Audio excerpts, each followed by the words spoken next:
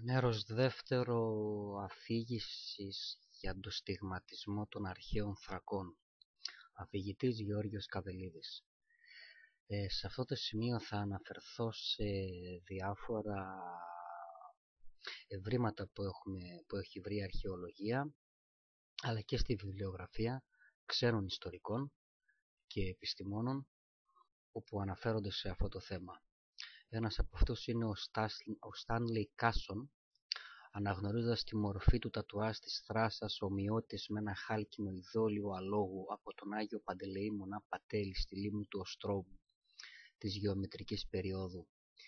Αυτό θα το βρούμε Stanley Carson, σελίδα 164, εικόνα 66. Ένα άλλο από τη Σότσα, το οποίο είναι στο βιβλίο Antiquarian Journal, Ι3, εικόνα 1. Ένα άλλο παράδειγμα σε ένα κρατήρα της συλλογής του Μονάχου νούμερο 2378 απεικονίζεται θράσες μενάδες με τατουάζ στα χέρια και τα πόδια. Είναι πολύ σημαντικό το έβριμα αυτό, διότι έχουμε μια πιο καθαρή εικόνα για το τατουάζ και κυρίως για τις μενάδες. Τα τατουάζ είναι στα χέρια και στα πόδια όπως προείπα. Στο γόνατο της θράσας εικονίζεται ένας ήλιος ή ένα ακτινωτό άστρο. Θα μπορούσαμε να πούμε και συγκεκριμένος ο ήλιος της Βεργίνας. Πιο κάτω βλέπουμε ένα ελάφι, το τυπικό ελάφι, σύμβολο της Αρτέμιδος και όχι μόνο, και έπονται σειρές με τεφλασμένες γραμμές, zigzag δηλαδή, και άλλες παράλληλες σε επάλληλες σειρές. Ένα παρόμοιο ζώο απεικονίζεται και στο βραχίωνο μιας θράσας που κυνηγάει τον Ορφέα σε αγγείο του Μουσείου του Λούβρου. 5ο αιώνα είναι το συγκεκριμένο αγγείο και η πηγή είναι John Boardman, The Greeks Overseas, The Archaeology of the Early Colonies and Trade. Penguin, σελίδα 232, εικόνα 70, α και β. Όποιος έχει το βιβλίο μπορεί να τρέξει. Τις απεικονίσεις κατάστικτων σωμάτων θρασών σε αγγειογραφίες έχει συγκεντρώσει ο Κόνραντ Ζίμερμαν στη μελέτη του «Τατογουέρτι Θρακέρινεν of Griechensen Weisen Bilden». Τα γερμανικά μου δεν είναι και τα καλύτερα και είναι στις εικόνες 4 και 5. Θα δώσω ακόμα μία πηγή. Είναι στο βιβλίο Jahrbuch des Deutschen Archäologischen Instituts, 95, 19.480 σελίδα. Και είναι χαρακτηριστικά τα σημεία. Ένα άλλο δεδομένο το οποίο συμπληρώνει τις γνώσεις μας για την εφαρμογή τατουάζ στα πρόσωπα των θρακών είναι η περίφημη αργυρή και επιχρυσωμένη λάρνακα, νούμερο Β231, που βρέθηκε στη Βουλγαρία. Εδώ η πηγή είναι Νίκα Παμουτσόπουλος, τα ακιδογραφήματα του Παγκαίου, Αθήνα, 1969, σελίδα από 1 έως 29, του ιδίου Les Graffiti du Pangéon, τόμος η μνήμη Παναγιώτη Α. Μιχέλη, Αθήνα, 1971, σελίδα 482 και σελίδα 289. Επίσης του ιδίου Ηράκλεια Συνδική, Θήλια Έπι εις ΓΕ Μιλωνάν, Αθήνα, 1980, σελίδα 167. Thracian Treasuries from Bulgaria, Special Exhibition held at the British Museum. Ιανουάριος-Μάρτιος 1976, σελίδα 66, εικόνα 292 και έχρωμη εικόνα στο εξώφυλλο. Όπου σε αυτήν την επιχρυσωμένη λάρνακα, στο πρόσωπο του νεκρού είναι εμφανείς οι οριζόντιες γραμμές του τατουάζ χαρακτηρισμένες με χρυσές ταινίες. Στο μέτωπο κλάδι κισού με ένθετες χρυσές ταινίες μιμούνται προφανώς πραγματικά τατουάζ.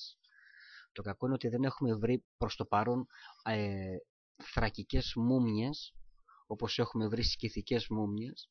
Ίσως να μην βοήθησε και το κλίμα ώστε να σωθούν αυτά τα ευρήματα, για να έχουμε μια πιο πλήρη και καθαρή εικόνα των στιγματισμών των αρχαίων θρακών. Ένας άλλος ερευνητής, ο James George Fryer, στο έργο του The Golden Boots, μας πληροφορεί ότι και οι ευνούχοι ιερείς του Άτη είχαν στήξει με σχήματα κισόφυλλων, πιθανότατα στο μέτωπο, όπως η αργυρή λάρνακα που μελετούμε προφανώς από φρυγική επίδραση. Αυτός έχει γράψει, ο συγκεκριμένος δηλαδή ο Sir James George Fraser, The Golden Boots, A Study in Magic and Religion.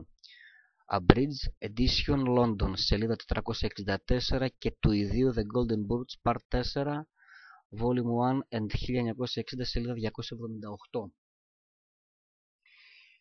Στη συνέχεια θέλω να αναφερθώ με Κισόφυλλο, όπως προφανώς στα μέτωπα ήσαν εστιγμένοι και οι Εβραίοι της Αλεξάνδρειας, σύμφωνα με διήγηση του Πτολεμαίου του Τετάρτου, του Φιλοπάτρος, αλλά και με τη μαρτυρία της βίβλου Μακαβαίων Γ-Β-29.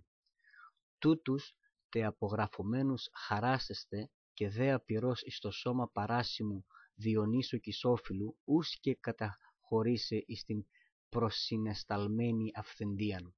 Ήνα δε μη της πάσιν απεχθόμενος, θένητε υπέγραψεν, εάν δε τινές εξ αυτών προαιρώνται εν τις κατατεστελετές μεμοιημένης αναστρέφεστε τούτους ισοπολίτας Αλεξάνδρευσιν ήμι. Είναι γνωστό όμως πως ο Κισός ήταν κατεξοχήν απαραίτητο στοιχείο της διονυσιακής λατρείας. Και αυτό το βλέπουμε Παυσανίας και Διόνυσος Μελπομένων και Κισών το αυτών θείων, των Κισών το φυτών εντάφθα πρώτων φάνη λέγοντες. Descriptio Graecia, Τόμπνερ, Λειψία, 1881, σελίδα 72. Το Μέγα Ετυμολογικόν, σελίδα 220, αναφέρεται Γάλλος, ο Φιλοπάτωρ Πτολεμαίος δια τα φύλλα Κισού κατεστήχθε όσοι Γάλλοι αίγαρτες διονυσιακές τελετές Κισό εστεφάνοντο. Είναι γνωστή τέλος η σχέση των Θρακών με τη λατρεία του Διονύσου. Εκτός όμως από τους Θράκες, η κατάστηξη ήταν γνωστή και στους αρχαίους Σκύθες και έχω αναρτήσει αρκετές φωτογραφίες και μούμιες Σκυθών. Εφαρμόζονταν μάλιστα οι περιπτώσεις μεγάλου πένθους και όπως μνημονεύει ο Ηρόδοτος Δέλτα 7.2, κατά την ταφή βασιλέως του ότος αποτάμνονται, τρίχας περικύρονται, βραχίωνας περιτάμνονται, μέτωπον κερίνα καταμίσονται. Και οι Τούρκοι εχμάλου του αυτοκράτορα Μαυρίκιου 582-602 συνήθιζαν να σταυροτυπώνται. Εδώ την πηγή την παίρνουμε από Κάπα Άμαντος, Ιστορία του Βυζαντινού κράτους, τόμος Α, σελίδα 395-867, Ενωθήνης 1939. Στη συνέχεια προχωράμε. Οι γαλάτες εστίζονται συνήθως με ένα τρίφυλλο ή φύλλα Κισού, και εδώ μπορούμε να κάνουμε μια σύγκριση των τατουάζ, και από τα τατουάζ να πούμε ότι οι γαλάτες ίσως να είναι θρακικών φύλλο, έχουν πολλά κοινά με τα αρχαία θρακικά φύλλα, και σαφώς το αν δεν ανήκουν στην κατηγορία των θρακικών φυλών οι γαλάτες, σίγουρα έχουν πάρει πάρα πολλά πολιτισμικά στοιχεία από τους Θράκες. Ο Στράβων στο βιβλίο του Ζήσε 315-4 μας δίνει πολύτιμες πληροφορίες για τους Ιάπωδες, ένα κελτοϊλυρικό φύλλο που κατοικούσε στο όρος Σάλβιον, στην απόλυξη των Άλπαιων. Εδώ πέρα έχουμε πηγή M.M. Durham, Some Tribal Origins, Laws and Customs of the Balkans, London 1928, σελίδα 101. Όπου το κείμενο μας λέει «Οι Ιάπωδες επί το άλβιο όρη, τελευταίο των Άλπαιων όντι υψηλός φόδρα, τη μεν επί του Πανουνίους και τον Ίστρο καθηκόντες, τη δε επί την Αδριάν, αριμάνιοι μεν, εκπεπονημένοι δε υπό του σεβαστού πόλεως, πόλεις δε αυτών Μέτυλων, Αρουπίνη, Μονίτιον, Οένδων, Λίπρα δε τα χωριά και Ζία και Κέχρο, τα πολλά τρεφόμενων, ο δε οπλισμός Κέλτικος, κατάστηκτη διαομοίου στας άλλας Ηλυριής και Θράξης». Είναι σαφές το κείμενο ότι και οι Θράκες και οι Ηλυριοί και οι Κέλτες στίζονται, δηλαδή κάναν τατουάζ. Την ίδια συνήθεια είχαν και οι Δάκες και οι Σαρμάτες. Για τους Σαρμάτες έχουμε από τον Πλίνιο στο 22.2 «Μορεσκέ του αμ απού ντάκουα εν Σαρμάτες κορπόρα σουα inscribum», όπου εδώ μας αναφέρεται ότι ο Ησύχιος μάλιστα στη λέξη Στριάνα γράφει «Αριστοφάνης εν Βαβυλωνίης, Φρέ 111, τα μέτωπα των οικετών, η Στριάνα φύσιν επί εστιγμένη εισήν, οι γάρ παρά το ίστρο στίζονται και ποικίλες αισθήσεις χρώνται». Στους ηγέτες όμως εστίζονται μόνον οι δούλοι.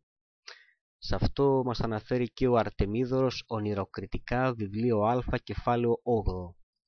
Για όσους θέλουν πηγές. Το κυριότερο πάντα σε μία έρευνα, πιστεύω, είναι η βιβλιογραφία. Που τα βρίσκεις και τα λες. Είναι γνωστό ότι στίζονται και άλλα κελτικά φυλό, όπως οι αρχαίοι Βρετόνοι, οι Μπιγκαρουρές, οι Ιρλανδοί και οι Ουαλοί, με διάφορα είδη ζώων, γι' αυτό και οι Ρωμαίοι τους αποκαλούσαν Πίκτες. Ο Πλίνιος, ο Ιούλιος Καίσαρας, ο Σωλήνος και ο Ισίδωρος αναφέρουν ότι οι αρχαίοι Βρετόνοι χρησιμοποιούσαν μέθοδο καταστήξεως όμοια προς των Ιθαγενών της Οκεανίας. Η πηγή αναφέρεται από τον W.D. Hambley, The History of Tattooing, σελίδα 285-286, εκδόσεις Πυρσού, τεύχος Ι Δέλτα, τεύχος 14, σελίδα 88. Όπως μας έχει διασώσει την πληροφορία ο Πλίνιος ο Πρεσβύτερος, και οι Ρωμαίοι συγκλητικοί έβαφαν και τα πρόσωπα των θεών ερυθρά, όπως και τα πρόσωπά τους με μια ερυθρή γραμμή. Αν θέλετε μπορώ να διαβάσω το κείμενο. Μπορώ να το διαβάσω, ναι, γιατί όχι. Ο Βέριος δίνει ένα κατάλογο συγγραφέων που είναι όλοι αξιόπιστοι και αναφέρουν ότι στις εορτάσιμες ημέρες έβαφαν με μήνυο το πρόσωπο του ειδόλου του ιδίου του Δία και με τον ίδιο τρόπο και τα σώματα των θριαμβευτών στρατηγών, κάτι που έκανε και ο Κάμιλος στον θρίαμβό του. Λόγω αυτής της ιερότητας πρόσθεταν, το μήνυο δηλαδή, στα μοίρα που χρησιμοποιούσαν στο δείπνο του θριάμβου, και μία από τις πρώτες φροντίδες των συγκλητικών ήταν να ορίσουν πότε θα βάψουν το Δία. Απορώ ποια είναι η αιτία γι' αυτό, αν και είναι γνωστό ότι υπάρχει ζήτηση του μήνυου από τους Αιθίωπες, που οι αρχηγοί τους βάφονταν ολόκληροι με αυτό και το ίδιο χρώμα χρησιμοποιούν και στα είδωλα των θεών τους. Αυτό το παίρνουμε από την πηγή Πλίνιος ο Πρεσβύτερος περί της αρχαίας ελληνικής ζωγραφικής, 35ο βιβλίο της φυσικής ιστορίας. Επιμέλεια Αλέξανδρου Λεβίδη, Αθήνα, 1994. Όπως είδατε, αγαπητοί μου, η στίξη είναι ένα πολύ μεγάλο θέμα για τους αρχαίους λαούς και ειδικότερα δε για τα αρχαία φύλλα των Θρακών, των Κελτών, των Ηλυριών και των Βρετανών και Αλαμανών στην περιοχή που πιάνει από Βρετανία, Γαλλία, Γερμανία, Πολωνία και όλο του και πέρα του Δουνάβιος και στους Σκύθες. Τώρα για ποιον λόγο αυτοί οι αρχαίοι λαοί είχαν αυτή την τάση να κάνουν τατουάζ? Αρκετά από τα φύλλα αυτά θεωρούσαν ότι το να έχουν τατουάζ ήταν ένα δείγμα ευγενικής καταγωγής, και άλλοι να στιγματίζουν τους δούλους τους. Σε ποιον ανήκει ο καθένας. Μια πολύ εύκολη ερμηνεία. Αλλά αν το βάλουμε ότι είχαν και την θρησκευτικότητα μέσα ο στιγματισμός, θα μπορούμε να πούμε ευκόλως ότι τα τατουάζ τα χρησιμοποιούσαν σαν να αντλούν μέσα από αυτά δύναμη και ταυτόχρονα και να φοβίζουν και τον αντίπαλο. Έτσι. Κάπου εδώ θα σταματήσω το δεύτερο μέρος της αναφοράς μου. Νομίζω ότι έχω βάλει αρκετά στοιχεία. Θα προσπαθήσω να κάνω μια ακόμα καλύτερη, πιο περιεκτική εργασία και να την αναρτήσω σε επόμενα βίντεο. Ευχαριστώ που με ακούσατε. Να είστε καλά.